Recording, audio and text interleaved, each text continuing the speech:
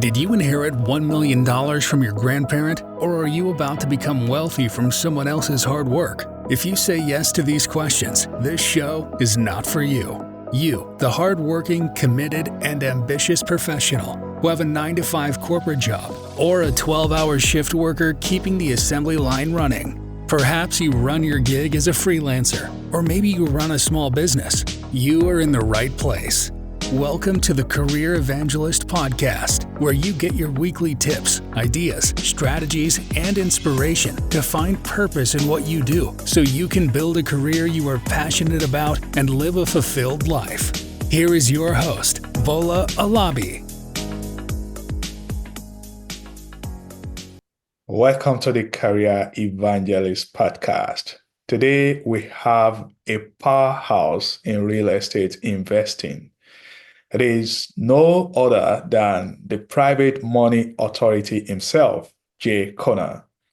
Jay has been a leader in real estate for over 2 decades, raising more than $8 million in private money and closing 3 deals per month, all without relying on banks. I'm curious to know how he did that. He's an expert in creative financing, private lending, and helping investors find off-market deals. His book, Where to Get the Money Now, has been a game changer for many aspiring investors. Guys, get ready to learn from a true expert who has mastered the art of funding deals without using your own money. Welcome to the show, Jay.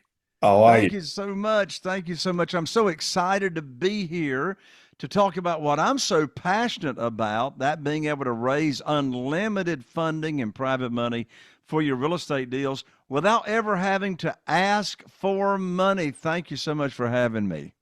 This is awesome, Jay, because I know that many people, they are curious and they are waiting to hear from you how to raise all this private money. I know that there are people that are sitting on the sidelines. They want to get into real estate because of fun, they couldn't. But today, they are going to hear from you. They will listen to your perspective on how to do that. So can you tell us, how do we raise private money? Yeah. So what led me up to private money and using private money is when I first started investing, and by the way, my focus has been on single family houses. Now, this private money is the same money, whether you're using it for single family houses, commercial, apartments, small apartments, duplexes, or just single family houses. It's all the same structure of the deals. So my wife, Carol Joy, she's also from Texas, like you. We started investing in single family houses all the way back in 2003 here in our small market. And from 2003 until 2009, the first 6 years that we were in the business, here's what I did. I went to the local bank. I got on my hands and knees. I put my hands underneath my chin. I said, please fund my deal.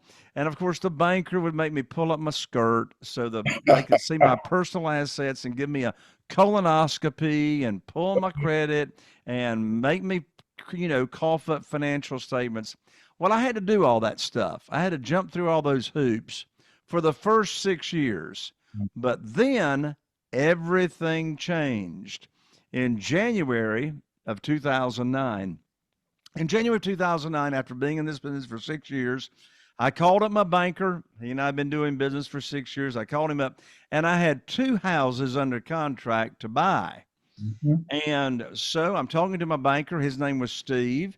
I told him about these 2 houses, and just like that over the phone, I learned that they had shut down my line of credit at the bank and had given me no notice whatsoever. Wow. And I said to Steve, Steve, what in the world are you saying? You've closed my line of credit with no notice to me. And Steve says, Jay, don't you know there's a global financial crisis going on right now? I said, no, but you just gave me a global financial crisis because now I don't have a way to fund these 2 deals. Oh, And so anyway, I hung up the phone with Steve, and I'm going to share with your audience right now a very, very powerful question that I asked myself. And this question that I ask will help anybody fix any problem they've got. I don't care if it's financial, relationships, health, career, doesn't matter. And here's the question I asked myself when Steve notified me I'd been cut off from the bank. Oh, by the way, these people running around saying every problem's an opportunity. I want to throw up. I didn't have an opportunity. I had a problem, right? Let's yeah. face reality. I had a problem. Two deals under contract, no way to fund them. So Yeah. here's the question I want to share that I asked myself. And the power's in questions, the right questions. And here it is. I said, Jay, there's the powerful word, who do you know that can help you with your problem? And I immediately, when I asked myself that question, I immediately thought of a dear friend of ours, Jeff Blankenship. He was living in Greensboro, North Carolina at the time, and he was investing in single family houses. I said, well, maybe Jeff can help me out. So I picked up the phone, I called Jeff, and I told Jeff what had just happened with me getting cut off from the bank. And Jeff says, well, Jay, welcome to the club. I said, what club is that? He said, the club of having the bank shut you down. He said, my bank shut me down last week. I said, well, Jeff, how are you going to fund your real estate deals? He said, well, have you ever heard of private money and private lending? I said, no, what's that? He says, well, that's when an individual loans money to a real estate investor, either from their investment capital and or from their retirement funds, and funds your deals. I said, no, I never heard of that. And he wasn't talking about hard money, and I never even heard about hard money back then. And he says, well, have you ever heard of self-directed IRAs? I said, no. What's a self-directed IRA? He said, well, a self-directed IRA is a third-party custodian. It's a company approved by the IRS that allows individuals to move current retirement funds, say from the stock market or from a previous 401k, over to the self-directed IRA company with no tax effect, and then they can loan that money to us real estate investors, and the money that you pay them is either tax deferred or tax free. Wow. I said, Jeff, I know I've never heard of what you're talking about. So anyway, Jeff and I continued the conversation. He told me more about what private money is and how it works. And so here's what I did. I hung up the phone, and the first thing I did was I put my program together. Now, what in the world do I mean by that?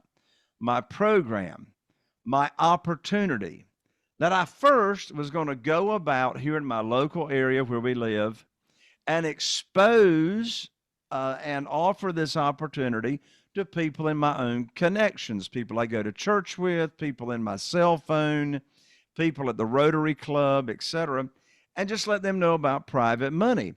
And so the first thing I had to do, and this is one of the first questions I get asked all the time, is, Jay, how do you start? How do you start raising private money?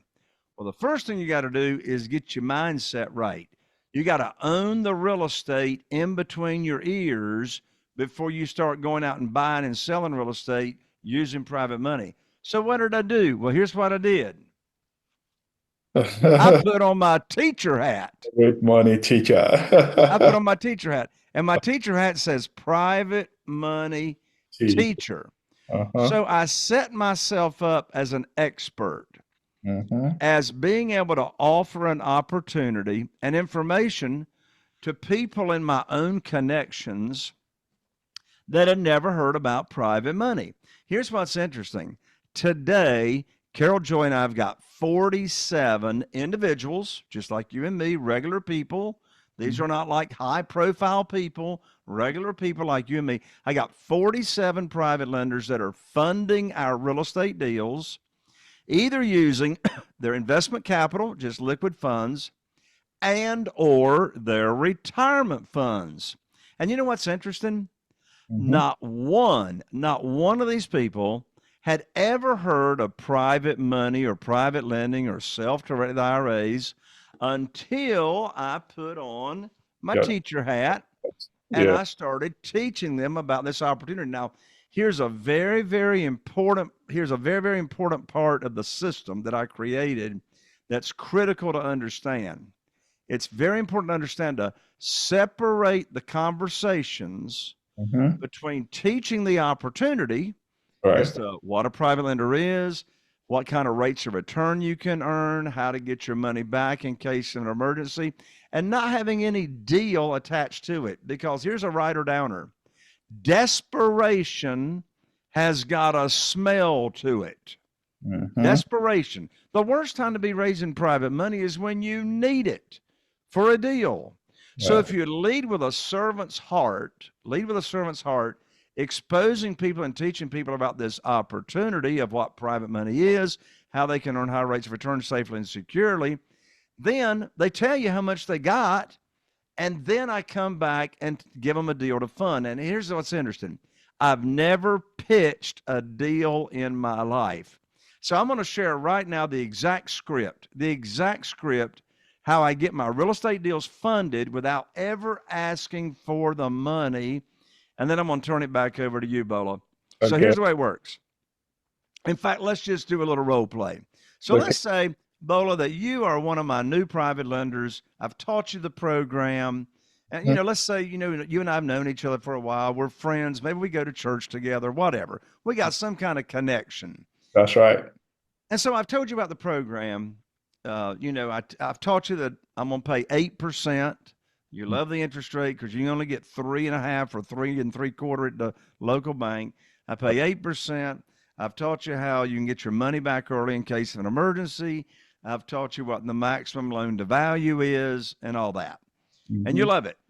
And so in our conversation, in our visit, you love the program, you want to get involved, and you tell me that you've got $150,000, hypothetically speaking. Let's say you got $150,000 sitting in the stock market as a retirement fund, say at Charles Schwab or Guardian or Edward Jones or wherever, and you're not happy with the volatility of those funds. Right. So I've introduced you to a self-directed IRA company that I respect and I recommend, and you've moved those funds over with no tax penalty and wanting to invest with me.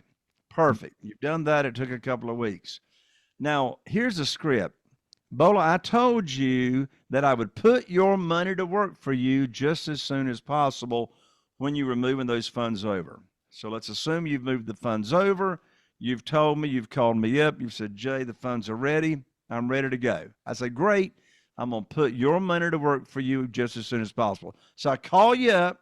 I know it's hard to believe, but we still have landlines here in North Carolina with cords attached to them. But I call you up and you say hello. We have a little chit chat. Here's the exact script on getting the deal funded. Mhm. I say, I have got great news for you, Bola. I can now put your money to work. I've got a house under contract in Newport with an after repaired value of $200,000. Now the funding required for the deal is $150,000. That matches up to what you have in the self-directed IRA company. Right. And closing is going to be next Tuesday. So I'm going to have my real estate attorney email you the wiring instructions. You'll need to have your funds wired to my real estate attorney's trust account by next Monday. Right. That's the end of the conversation. I mean, That's it. that's it. I Wow. mean, the most stupid thing I could ask you is, do you want to fund the deal? Of course you want to fund the deal. Yeah. And there's three big reasons why you want to fund the deal. Number one, you've moved your retirement funds over to the self-directed IRA company that I recommended.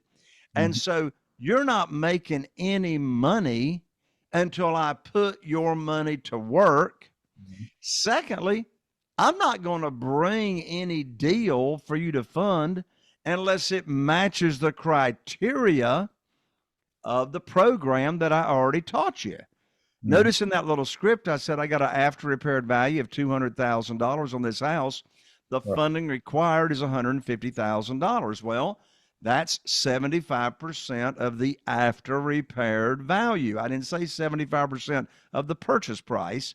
That's why I'm always able to bring home a big check when I buy. Who wants to get paid to buy houses, right? So it matches their criteria. And I told you previously, I'll put your money to work for you just as soon as possible. So I'm just fulfilling what I promised you to do. So let me take a second and unpack what I said, and I'm going to turn it back to you. Okay. So first of all, separate the conversations. You know, I've never pitched a deal.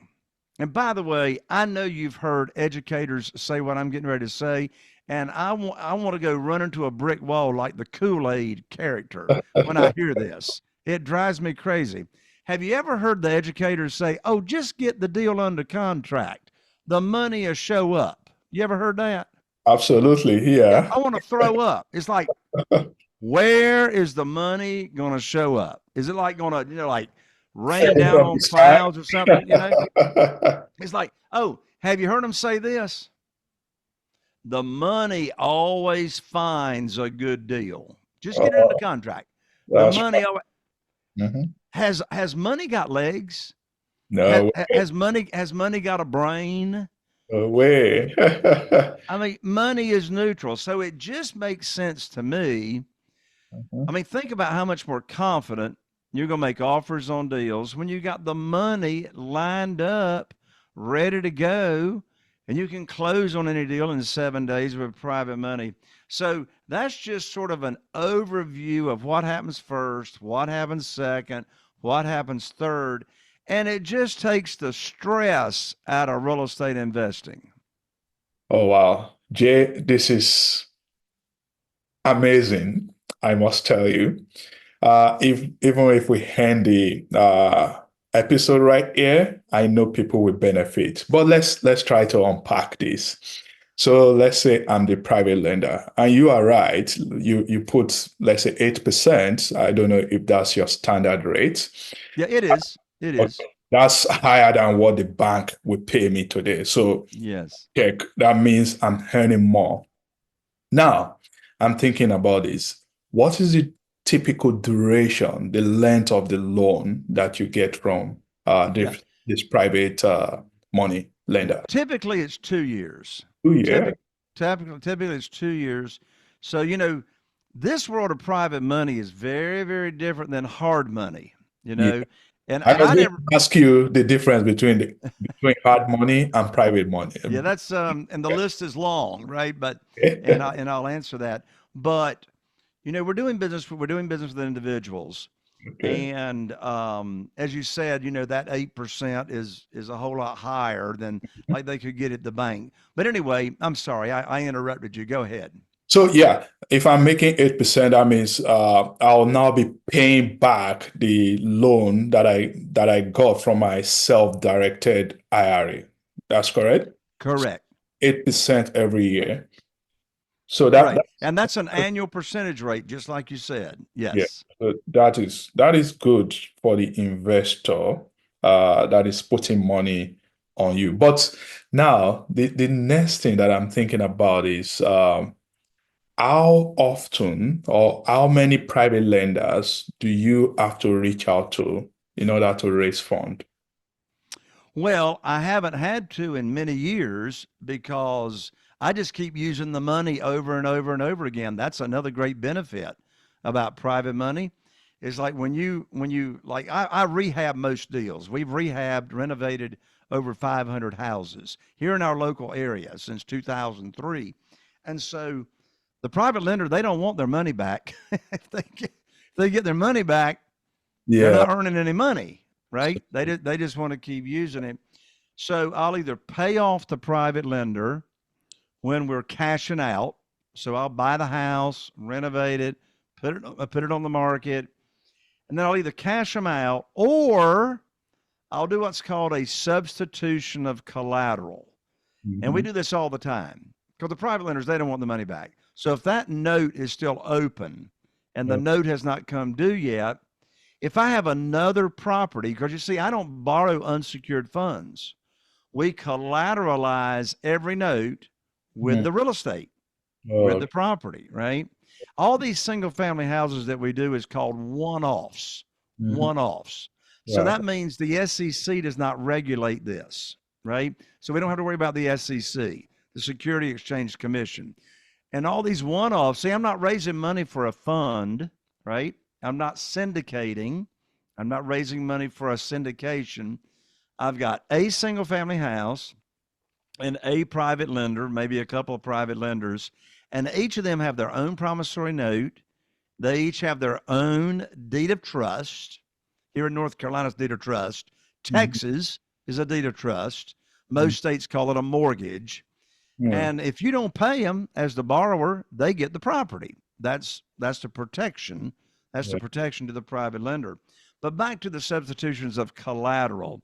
If I pay off the private lender and cash out on a property, if I have another property right behind it, Mhm. ready to go, then Right. we'll keep the promissory note open, which is what the private lender wants. They want to keep earning money. They don't Right. want their money back. They want to live off of their money. And if they've loaned me retirement funds, the interest payments are going directly to their retirement account, Mhm. growing their retirement account. And so if I've cashed out, I got another property to go, then I'll have my real estate attorney draw up a substitution of collateral, which is also known as a loan modification. And the Mhm. private lender will have to sign off that we're substituting the collateral, and then we will keep that promissory note open so they can keep earning money. So let me ask you this. How often do you pay back the private money lender? Is it monthly, quarterly, or maybe one time every year? I leave it up to them. Okay. So I don't have a preference. And here's why I leave it up to them. Different private lenders have got different objectives, Yeah. right? So I Right. want to serve. I want to serve my private lenders based on what their needs are. I have some elderly private lenders that are relying on the monthly income. Right. So they'll loan out their investment capital.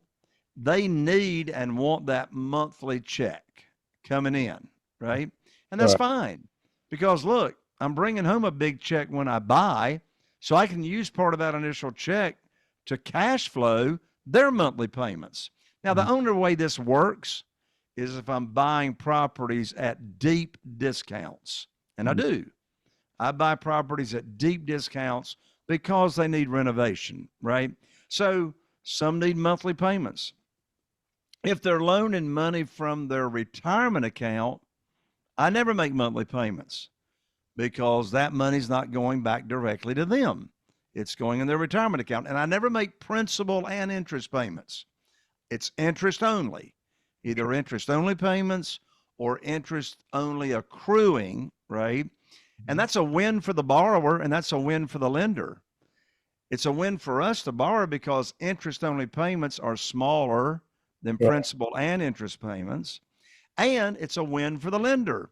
The private lender makes more money over time because they're keeping all of their money invested and not having the principal paid down. Mhm.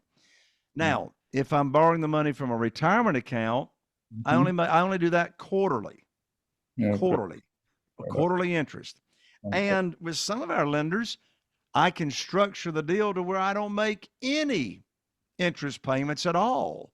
If I'm renovating and rehabbing and I'm going to cash out, say, in maybe 9 months, 6 months, 9 months, I can just let the interest accrue. And when I cash out the house, pay off all their principal and all the accrued interest and then go do another deal. So No, that's stop and think about what that does for your cash flow. Follow this. You true. buy a house, Mhm. you take none of your own money to the closing table, never. You bring home a big check from closing because you're always able to borrow more than you need to purchase it. Mhm. I make no payments to the private lender until we cash out the deal. You think that'll help you cash flow? Totally. Absolutely. As Yeah. long as you know where to find these deals and how to negotiate them and buy them right. And that would be my next question. I heard you talk about deep discounts, and of Yes. course, we said off-market deals. How do you find them? Yeah. Well, they're not in the multiple listing service for sure. Uh-huh. That's why they're off market. I haven't bought a single family house in the multiple listing service since COVID Wow. 5 years ago.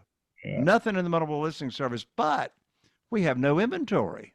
Here in my area, you put a house in the multiple listing service to sell it, and it's in great condition like our houses. I mean, multiple offers, right? So how do we find these off-market houses? Well, we have multiple ways to do it, but I'll tell you my most consistent way to find them is by using Google search vendors. Yeah. So there's pay-per-click and there's pay-per-lead. Here's the difference. If you're doing Google pay-per-click, then you set up your account with Google and you got to know what the search terms are. I got 75 different search terms for people to be looking for in Google, and they want to sell their house fast. They are motivated sellers. Either their lives are personally distressed or the property's distressed or both, right? And so pay-per-click means you're paying Google per click, Mhm. right? Right. I don't do pay-per-click. I don't do pay-per-click. I Yeah. do pay-per-lead. So I've got 7 different vendors that I pay, and I pay them per lead. So I let them be the expert. I let them be the expert on getting me these leads, and I got, protected territory.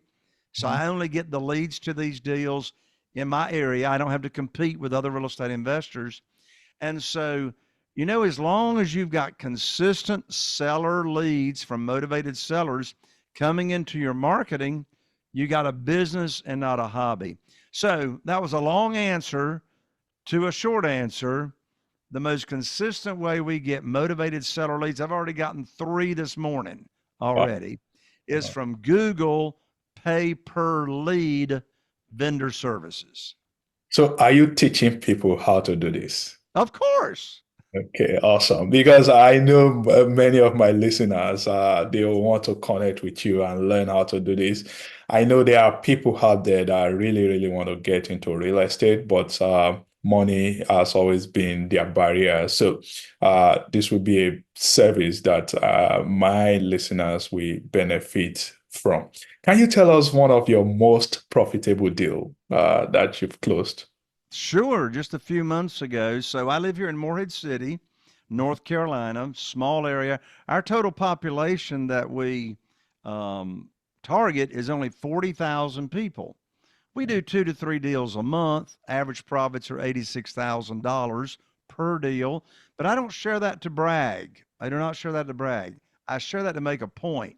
And that is there's an argument to be made to be a big fish in a small pond, dominate the market instead of competing in those large cities. So you asked me to share a recent deal. Well, this deal I'll share with you, it blows my average out the water. My net after realtor commissions and carrying costs was $161,000. But here's how it happened. So a few months ago, a lead came in from one of our Google vendors, and it was so across the high-rise bridge from Morehead City, North Carolina, is Atlantic Beach. And Atlantic Beach sits on a 22-mile island in the southern tip of the Outer Banks. So this lead comes in, and the owner owns this condominium, an oceanfront condominium on the top floor of the condominium complex. Right. And he was motivated to sell for a number of reasons. Number one, it was inherited from his parents. Both of his parents had passed away. So it was inherited property, and he didn't have any use of the property. He lived out of state. There's another layer of motivation, out of state owner. And third motivation is the property is going to sell at foreclosure on the courthouse steps in 2 weeks of him contacting us. So he was highly motivated and needed to move quickly.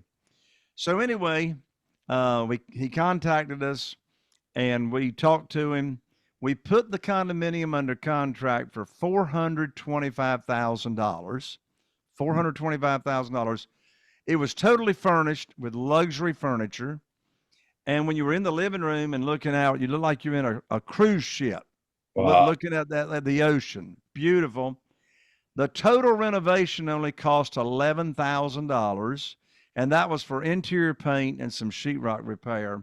So I was able to buy it, put it back on the market, all within less than 6 weeks. I sold it. I put it on the market, had multiple offers right away. I sold it sight unseen for $618,000. That is Bought all. it for $425,000. Mhm. Put $11,000 in rehab in it. Now here's the secret. That's one big reason I love private money. You can close fast. Right. So I closed that deal in 7 days. Wow. From talking to him, that's because the private money lender was ready to wire the funds and close the deal. Plus, we had the courthouse sale coming up that we had to get around as well. So we netted on that deal, even after realtor fees of putting it on the market. My realtor fee was right at $30,000. Mhm. We netted $161,000.